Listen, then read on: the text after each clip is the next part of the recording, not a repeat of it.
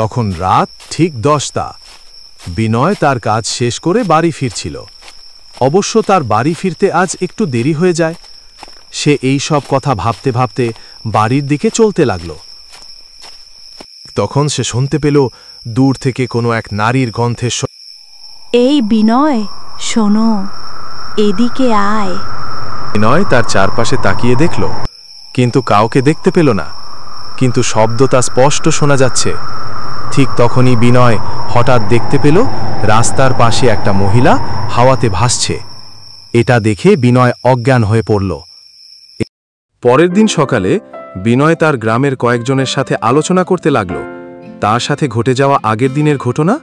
আর এই সব শুনে তারা বলে উঠল, জানি না রে বিনয়, কোথা থেকে এসেছে এই মহিলা, আর কি চাই আমাদের এই মাঝিপুর গ্রামে, কিছু বোঝা যাচ্ছে না। এই সব আলোচনা করার পর সবাই যে যার কাজে চলে যায়। এরপর মাঝিপুর গ্রামের দিকে আর সেই ভুতুরে মহিলাকে দেখতে পাওয়া গেল না। সব ঠিকঠাক চলছিল, কিন্তু হঠাৎ এক রাতে গ্রামের মোড়ল মশাই বাড়ি ফিরছিল। ঠিক তখন কেউ তার পিছন দিয়ে হালকা গলায় বলল, কি রে, কেমন আছিস মরল? আমাকে মেরে এখন কেমন আছিস? এই কথা শুনে মোড়ল মশাই বলল, কে ওখানে? সামনে আয়, সামনে আয় বলছি। তারপর সেই মহিলা মোড়ল মশাইয়ের সামনে এসে দাঁড়ালো আর বলল, চিনতে পেরেছিস? তুই আমাকে আর আমার বাবাকে সামান্য টাকা আর কয়েক বিঘা জমির জন্য আমাদেরকে খুন করেছিলিস, কিন্তু আমি মরেও মরিনি। প্রতিশোধের আগুন জ্বলছে আমার বুকে, তাই আমি ভূত হয়ে এসেছি আমার বাবার খুনের প্রতিশোধ নিতে। এই সব কথা বলার পর নন্দিনী মোড়লের ওপরে ঝাঁপিয়ে পড়ে আর তার গলা টিপে তাকে মেরে ফেলে আর বলে, এখন আর একটা কাজ বাকি।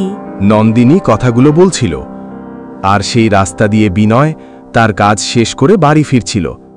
কিন্তু যেতে যেতে বিনয়ের পা থমকে দাঁড়িয়ে গেল।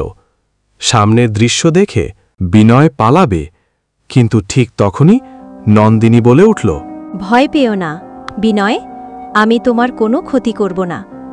জানো, এই বদমাশ মোড়ল আমাকে আর আমার বাবাকে আমাদের জমি ও টাকা পয়সার জন্য মেরে ফেলেছিল, তাই আমি ভূত হয়ে আমার প্রতিশোধ নিলাম।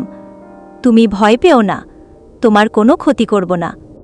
তুমি খুব ভালো ছেলে, তুমি পারবে আমার এই কাজটা করতে? তাই বলছি, পূর্ব পাড়ায় আমাদের যে জমি, তার মাঝখানে একটা বট গাছ আছে, তার নিচে আমাদের বংশের সব সোনাদানা লুকানো আছে। তুমি ওটা নিয়ে কোনো ভালো কাজে ব্যবহার করো, বুঝলে? আমার প্রতিশোধ পূরণ হলো, এখন আমি আসি। এই কথা বলে সে সেখান থেকে উড়ে যায়, আর তারপর বিনয় নন্দিনীর জমি খুঁড়ে সেখান থেকে টাকা ও সোনা বের করে নেয়। বিনয়, কেমন আছো? বন্ধুরা, ভিডিওটি ভালো লাগলে একটা লাইক, কমেন্ট আর সাবস্ক্রাইব করে দিও। দেখা হচ্ছে পরের ভিডিওতে।